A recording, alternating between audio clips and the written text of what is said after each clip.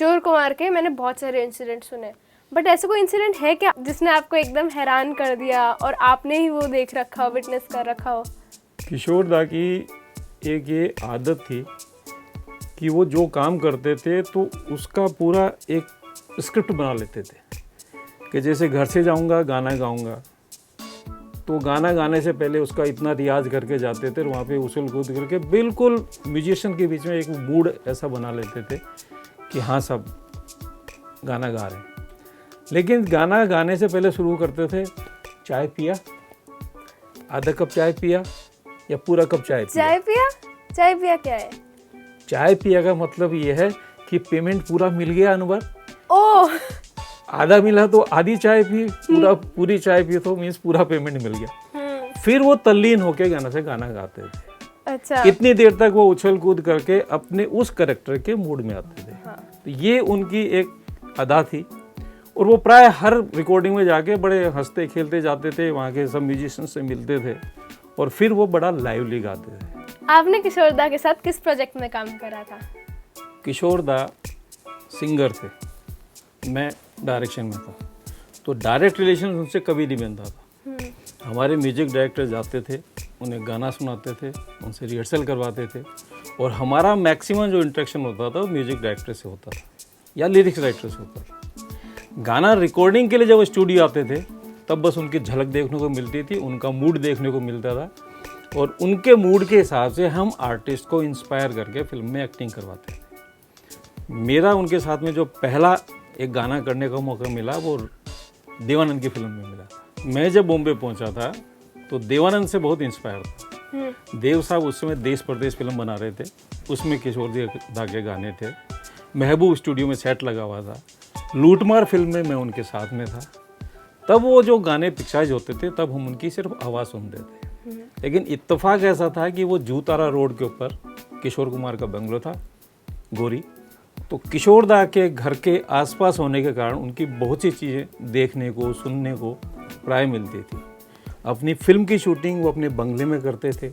उस समय सुधाकर शर्मा उनके असिस्टेंट हुआ करते थे। बहुत सी चीज़ें मुझे इसीलिए मालूम है। तो किशोर दा से गाने गवाने के लिए जो म्यूजिक डायरेक्टर का योगदान रहता था, मेरे एक कहना से लाइक गॉड फादर पंडित हेमराज म्यूजिक डायरेक्टर होते थे, रतनदीप हेमराज, पंडित अमरनाथ के बेटे हुसन लाल भगतराम के भतीजे। वो प्राय किशोर कुमार से गाने गवाते थे, आशा भोसले से गाने गवाते थे। तो उन्होंने एक गाना रिकॉर्ड किया था आशा भोसले किशोर कुमार का। वो गाना मुझे बहुत पसंद था। उसका रीज़न ये था कि वो गाना दम मारो दम उससे मिलता जुलता गाना था। तो किशोर कुमार के दो बड़े भाई थे, अशोक कुमार और अनूप कुमार।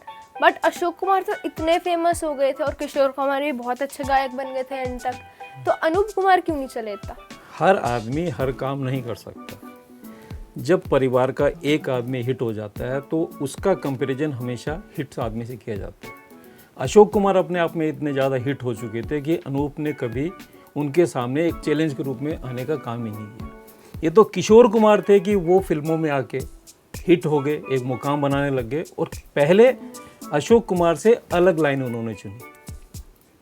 प्रोड्यूसर बने तो उन्होंने बाकायदा अपने भाई को भी उन फिल्म में यूज किया। चलती का नाम गाड़ी है, हाफ टिकट है। एक्टिंग के मामले में एक ही चीज़ चलती है कि आपका ओन इंटरेस्ट कितना है। वो उनका काम संभालते थे, बिजनेस एक्टिविटीज़ में शामिल रहते थे, इसलिए कभी उन्होंने ना तो एक्टिंग पे ध्यान दिया और ना गायन पे ध्यान दिया, क्योंकि वो फिर परिवार में ही एक संघर्ष हो जाता है कि ये होता है या ये होता है। जैसे रैप सॉन्ग के लिए बोला जाता है, पहला रैप सॉन्ग अशोक कुमार ने गाया। बात वही है। किशोर कुमार ने बाद में उसको योडलिंग में कन्वर्ट किया। तो जो आदमी अपनी स्टाइल को बदल सकता है, नई चीज़ दे सकता है, वही उस लाइन में चल सकता है। मैंने सुना था पहले किशोर कुमार सिर्फ फिल्मों में आए थे, बट वो फिल्मों से डायरेक्टली सिंगर कैसे फ्लक्चुएट हो गए थे, क्योंकि जब वो सिंगर थे तो वो सिर्फ अपने और देवानंद साहब के लिए गाते थे, बट अचानक से इनका एक्टिंग का करियर छूट के सिंगिंग में कैसे आ गया था? बम्बई में किसी का भी करियर एक लेवल पे नहीं चलता, उसमें उतार चढ़ाव आते रहते हैं।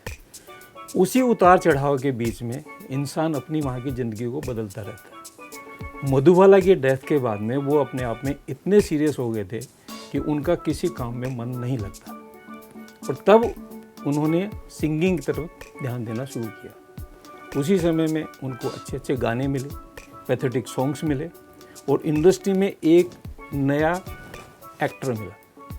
आराधना में उन्होंने जो योडलिंग करके जो गाने गाए, उससे राजेश खन्ना सुपरस्टार बना, और राजेश खन्ना की आवाज़ किशोर कुमार बन गई। फिर अमिताभ बच्चन आए, मैक्सिमम गाने उनके गाए। उस दौर में मोहम्मद रफ़ी घर बैठ गए थे। मोहम्मद रफ़ी कोई असफल सिंगर हो, ऐसी बात नहीं है, लेकिन एक इंसान का जब दौर चलता है तो दूसरा बैठ जाता है। यही सफलता और असफलता का एक पैमाना है। ऐसे किशोर कुमार कितने महान गायक थे, उनका तो क्या ही बताएं। तो उनका बेटा अमित कुमार, वो इतना फेमस क्यों नहीं हो पाया? बात वही है, अभिषेक बच्चन बहुत अच्छा एक्टर है, लेकिन उसका कंपैरिजन जो अमिताभ बच्चन से करोगे तो वो कहाँ टिकेगा। अमित कुमार ने जब लव स्टोरी में गाने गाए थे तो किशोर कुमार अपने आप में खुद इतने संतुष्ट हो गए थे कि अब मुझे चिंता नहीं, अब अमित घर संभाल लेगा। लेकिन वो उस चीज़ को कंटिन्यू नहीं रख पाए, और उसका एक रीज़न है कि फिल्म इंडस्ट्री के साथ साथ में एक इवेंट इंडस्ट्री का जन्म हुआ। फॉरेन के अंदर उनके शोज होने लगे, और एक गाने में जितना मिलता है उससे 10 गुना 100 गुना पैसा वो एक शो करके ले आते। तो आदमी जब बिजनेस ओरिएंटेड होता है, उसके फादर के इतने गाने उसे गाने को मिलता है, तो वो आदमी अपने आप में बदल जाता है। मुकेश के बेटे नितिन मुकेश भी नहीं चले, यही कहोगे ना। लेकिन नितिन मुकेश का एक असफल गाना मुझे बता दो, एक असफल फिल्म मुझे बता दो, लेकिन कंपैरिजन मुकेश से होता था, इसलिए नितिन मुकेश भी नहीं चला।